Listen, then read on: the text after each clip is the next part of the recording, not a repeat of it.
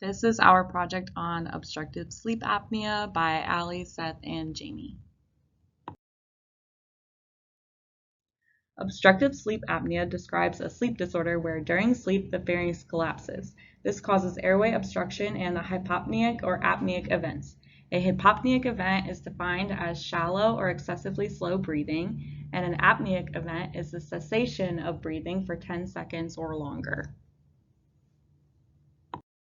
Some risk factors for sleep apnea include obesity, large neck size, enlarged tonsils in children, small airway due to nasal congestion or bony structure, family history of sleep apnea, increasing age, male gender, African American, Hispanic, or Pacific Islander ethnicity.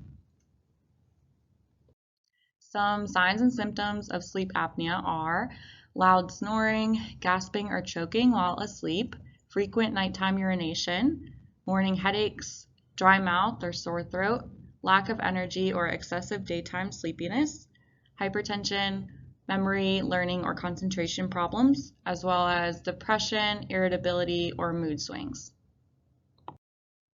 Ocular manifestations of sleep apnea derive from mechanical and vascular effects of the syndrome. Some ocular associations of sleep apnea are floppy eyelid syndrome, glaucoma, central serous chorioretinitis, non-arteritic ischemic optic neuropathy, and retinal vein occlusions. The definition of floppy eyelid syndrome is easy eversion of the upper lids associated with elevated BMI and obstructive sleep apnea.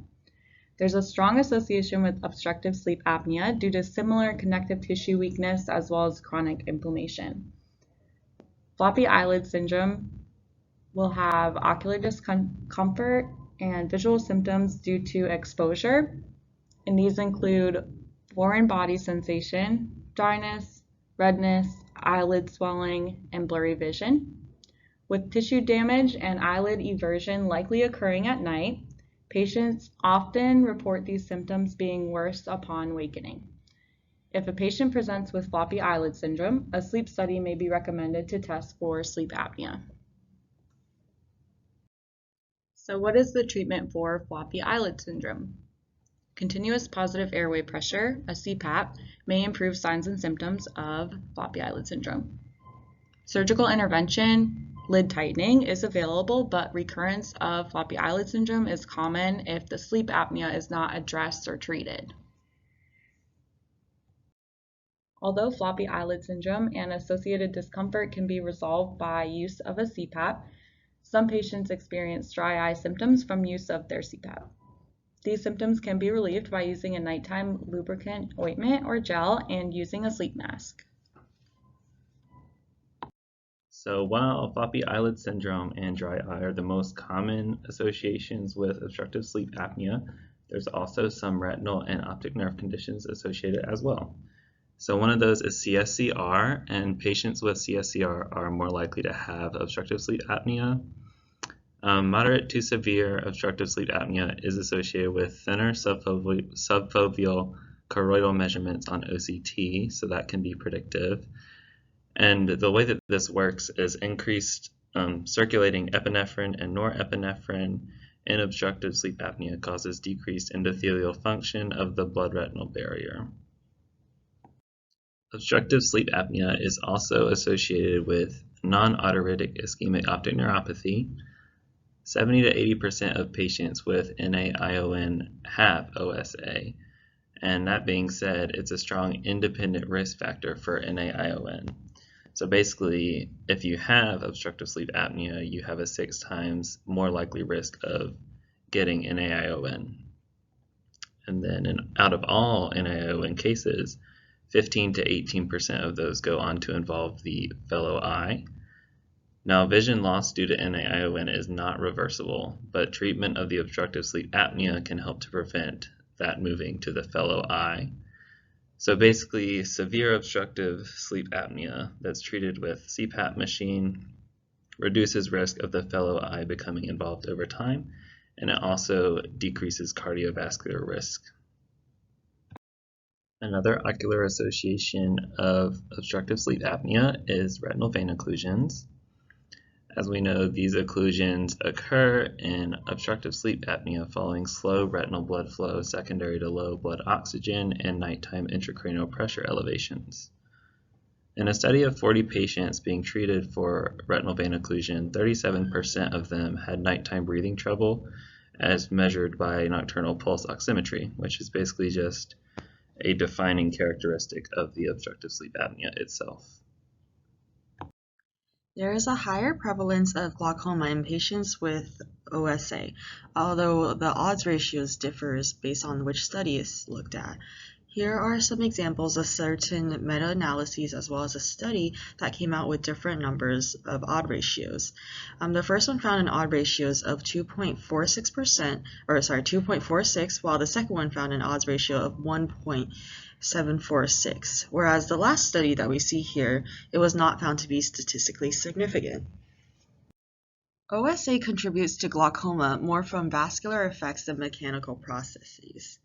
One study found that IOP decreases during hypopneic and apopneic events, which contradicts the idea that glaucoma would be more common in patients with OSA.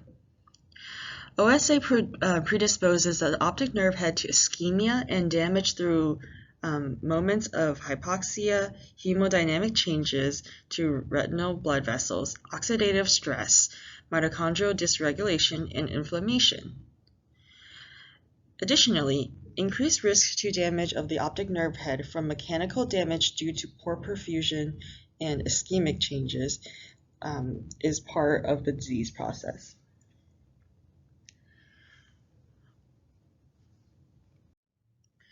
Additionally, it seems treating OSA may affect glaucoma progression.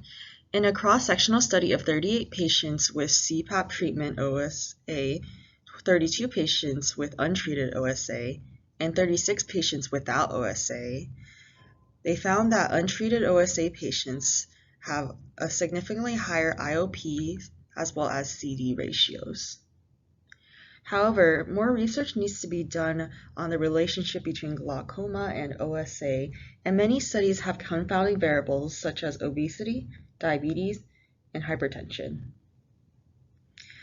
So what does this mean for us? So with glaucoma, usually only the signs and symptoms appear further along after irreversible damage has already been done to the optic nerve. Therefore, patients with sleep apnea should have regular dilated eye exams and screenings for glaucoma.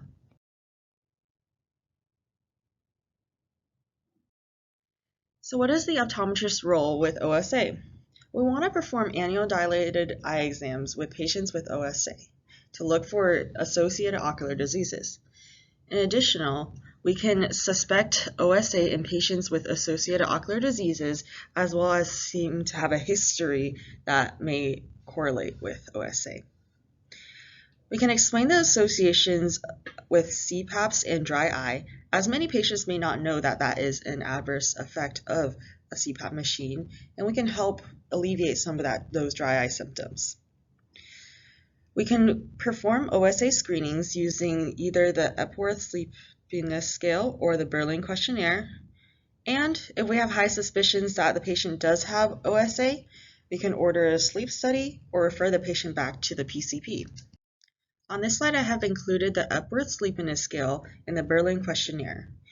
They are short questionnaires to see if the patient may have sleep apnea. It is a simple questionnaire for the patient to complete and shouldn't take more than a few minutes for the patient to do. As I have mentioned earlier, if we suspect that the patient may have sleep apnea, then we can send them up for a sleep study. A sleep study monitors several different aspects of the patient's health while the patient is sleeping.